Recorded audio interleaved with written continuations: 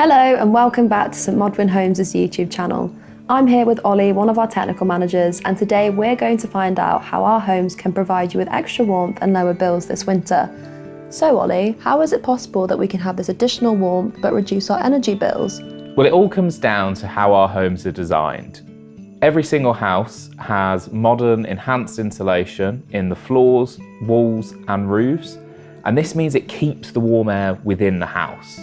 So when you turn your heating on and get to your desired temperature, more air is going to be retained within the home. Also, because our homes are designed to be extremely airtight, this means that the warmth will be kept in and the cold air will be stopped from creeping in. So this means that your energy usage will be lower and also your bills will be lower too. Oh wow, that's great. That's really useful to know. This brings me on to my next question. How would you say that we differ to other new build developers and their energy efficient homes? So at St Modwen Homes, we have a motto, which is more height, more light.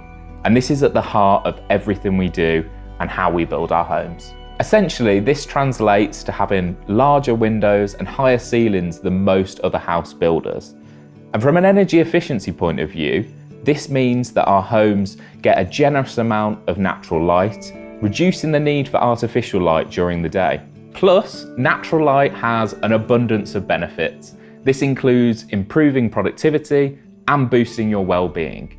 This is particularly useful given the rise in remote working. That means our homeowners can enjoy bright and airy spaces while working from home. That's really interesting. It's good to know the positive impact natural light has on our mental well-being and also our bills. And finally, my last question for you, is there anything we need to be aware of in the new homes industry?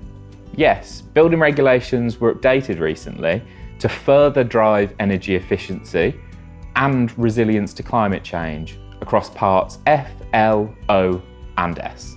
To simplify these, F refers to ventilation, L to energy and carbon emissions, O to overheating and S to electric vehicles.